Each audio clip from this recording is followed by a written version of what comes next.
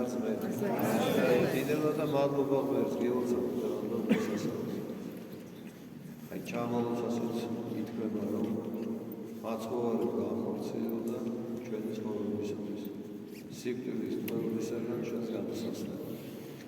მოვიდა ყველაზე უბრალოდ, ყველაზე ამბულად პირველი მისი შობის ამბავი წარსულმა გაიგე საკრალოსისგან და ბაგაჟში მოზადინეს. ამით ჩვენ ყველას გზა გვიჩვენეთ სიკვდილის თვალისაგან როგორ შეიძლება ადამიანმა დაიცნას თავის სულს. და ჩვენი გადარჩენისათვის ხატი მონისა შეინიშნეს. მაგრამ მაინც არ დაუჯერეს. სახარებაში ამბობს ნათელი მოვიდა სოფლად და სოფელ მოლერის მიგი. და რადგან ნათელი ვერ იწმის, იგი მისი ქადაგებაც, მისი მცნებაც ბევრმა არ მიიღო და არ დაიჯერა. სახარება ამბობს, რომ არჩევანის გაკეთება ვინსამ მოხდება. ამ ხილულ წუთის სოფელში არის შესაძლებელი.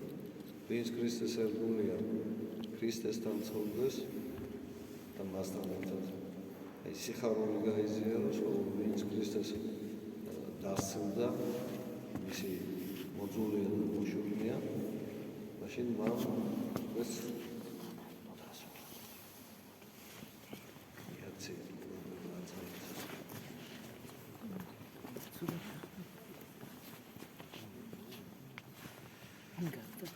მაშინ ის ეშმაკის ხარეს გება თავისივე ნებით თავისივე სულობით. და შემდეგ უკვე როდესაც ბანკეტის დღე იქნება და ადგილი შეირჩეს როგორც იგავურად სახარებაში როგორც ნათქვამი გაარჩევენ ვადგანს თითოეულთან და მისცემ თავისადაც ეს ყველაფერი ახლა ურავის ნოეთები ამ ცხოვრებაში ამ წუთის სოფელში უშრომლობენ ღვთის ერთგულების გარეშე მან შეიძლება სასופველი დაიმკვიდროს და ღმერთი თავისი ქადაგებით, თავისი ცხოვრებით და სასწაულებით გვაყნევებს და გვაჩვენებს სწორ გზას. შეიძლება ხდება კითხვა, რომელი არის მართალი, რატომ ამას დიდი განსჯა. ერთი წმინდა მამა ამბობს, რაც უფალს უნდა ისმენდა მეც, რაც უფალს არ უნდა და არ მოსულს ის არც მინდა და არც მომწონს. ღმერთს სჭირდება წმინდა გული, არა პოლიტიკა, არა რაღაცა სიბრძნე, ამოავთ ბრძნობა. ღმერთს სჭირდება სუფთა გული. და აი ამ გულის სიწმინდით ღმერთი იცნობს, ვინ არის მისი მოყვარული. გახსოვთ, მოციქულთა საქმეში წერია ანანია და საფირას ამბავი.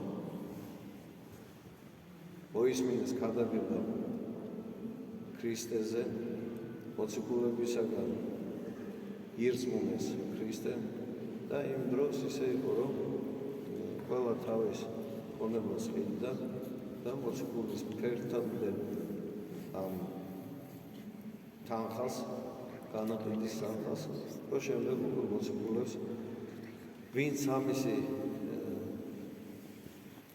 საჭიროებას განიცდიდა, მათთვის დაერიგება და ყველაფერს ახლა. ესე იგი, ანანია და საფირა გახდნენ ქრისტიანული თემის წევრები და გადაწყვეტეს, რომ თავისი მიწა გაეყიდათ ოღონდ ერთმანეთში მოილაპარაკეს, რომ გაყიდნენ სხვა ფასად და იტყოდნენ მოციქულის წინაშე სხვა ფასს. და მოდის ანანია და მოციქულთან პეტრესთან და მის ფერდით დევს განაყიდ თანხას. და ეკითხება. პეტრემ გულისხმა ხო მოიტყუება. და ეკითხება ანანიას. ანანია, განა შენი ნებით არ აირჩია, რომ ყოფილიყავი ამ თემის წევრი. განა შენ ეს ქონება შენინებით არ გადაწყვეტეთ ცოლ-ქმარმა, რომ გაგიყიდათ და მოგეთხოვოთ. თქვენი იყო, თქვენ აირჩიეთ და გახიდათ. დიახ, ესე მაშინ რაღაცა მიყურებთ, რატომ მაგურებთ? გაგიდეთ სხვა ფასად და სხვა ფასს. და მაშინ ის საშინელ ესეთ განაჩენს უცხადებს მოციქულს. თქვენ მე კი არ მეცრუეთ, მეცრუეთ სული წმინდას. და იცოდე შენი დამფლები, ანუ დამფლელთა ფეხები, აი კარების ზღობზე დგანა. და ესე უსულოდ დაეცა ანანია, განუყევო სული წაიღეს და დაფლეს. მოვიდა საფირა ძორი. ეკითხება, გახიდეთ რამე გახიდეთ, ისიც იგულს. მაშინ პეტრე მოციქული მასაც ახალს. და თქვენი არჩევანით, თქვენი ნებით ეს ქონება გახიდეთ, რომ მერც თითქოს მიუტანეთ, მაგრამ როგორ ვერ გულისხმავთ, სული წმინდას ვერ მოაწყობთ, რადგან ერთის ულთამხილავი, აი შენი ფრის დამხლელთა ფეხები აი აქ გარედან განონდა, შენც იგივე ხვედრი გაქვს. ისიც დაეცინა და მასაც გაიტანა დაფლა. რატო ვამბობთ ამას? შეიძლება თქვათ, როდესაც ადამიანები დღეს ესეთი ტერმინია ორმაგი სტანდარტი. ორმაგი სტანდარტით ფიქრობენ. ამბობენ, რომ თქვათ ან ქრისტიანები არიან, მართლმადიდებლები და ხანაც როგორც უნდათ ისე შეცვლიან ღვთის ცნებას. საშინელი ცოდვა. ანანიას და საფირას ფედრი არ უნდა გაიზიაროს ადამიანმა თავისი ნებით. სული წმინდას ვერავინ არ ეცრუება. ღმერთს ვერავინ არ მოუარყოფს და ღმერთს არაფერი არ შეგვეძლო ჩვენგან. არც ძღვენი, არც საკლავი, არც შესაძლებელი არაფერი არ შეგვეძლო. ერთი ყველაზე მნიშვნელოვანი შესაძლებელი უფლისათვის არის წმინდა გული, ერთგული გონება, ცნობიერება და დაბალი სული.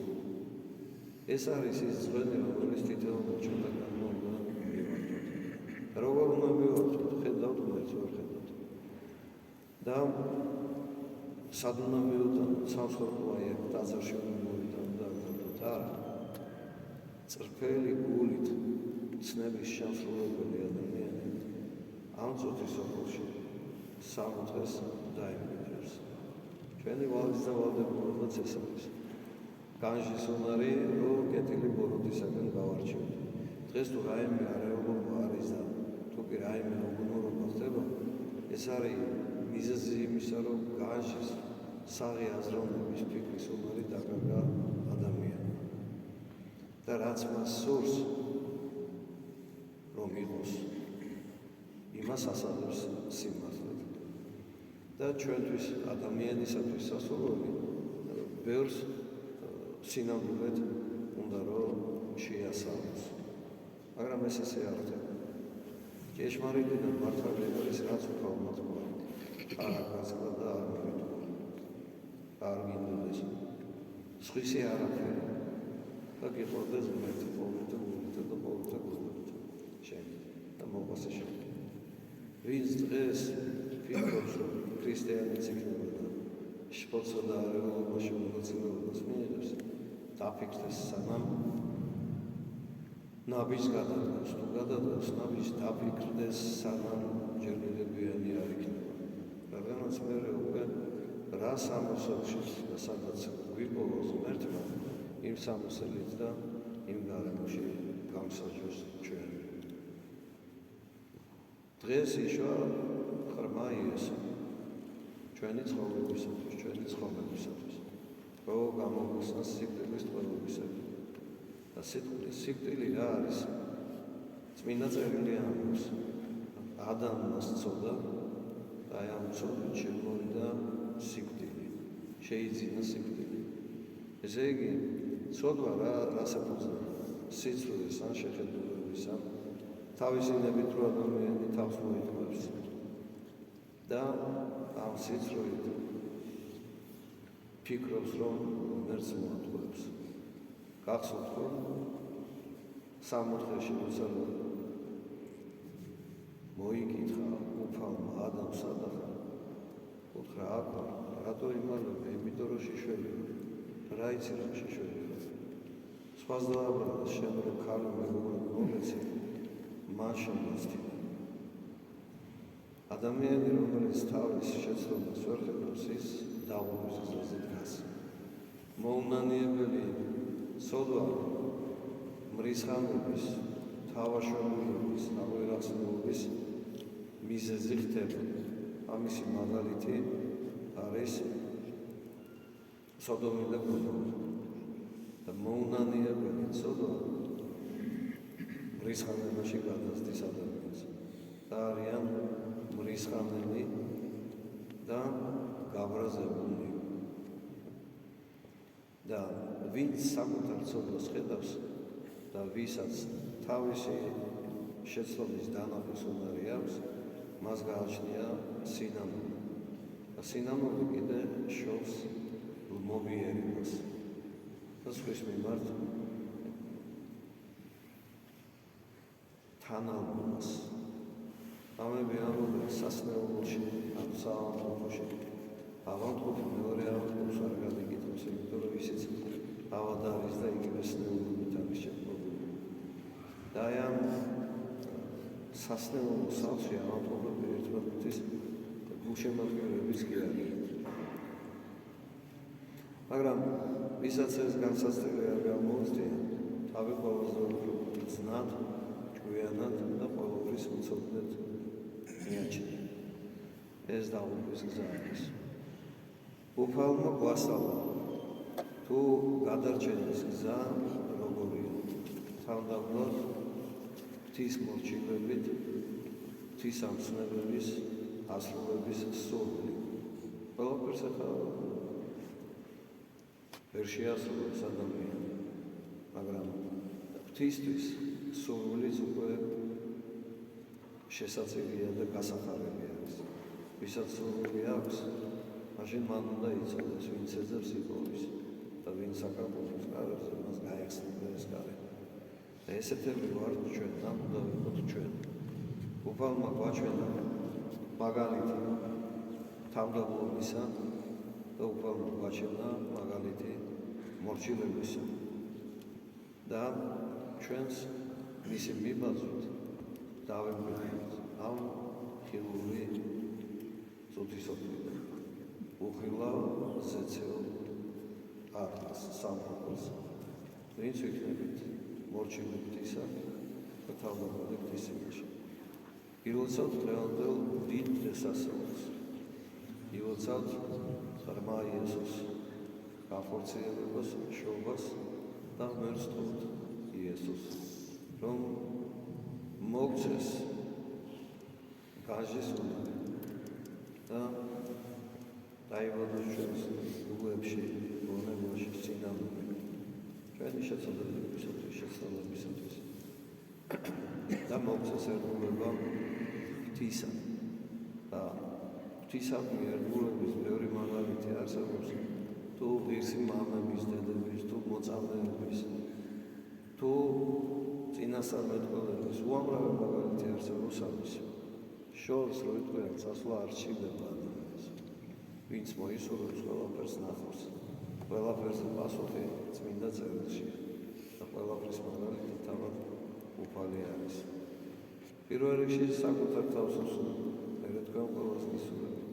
ღვთის ერთგულებით, ღვთისადმი თავდაბალი მუშაკობით, უფლის ცნებებით, სიარულის ძალა მადლი და შეიძლება მოგცეს უფალმა დღევანდელი მადლით.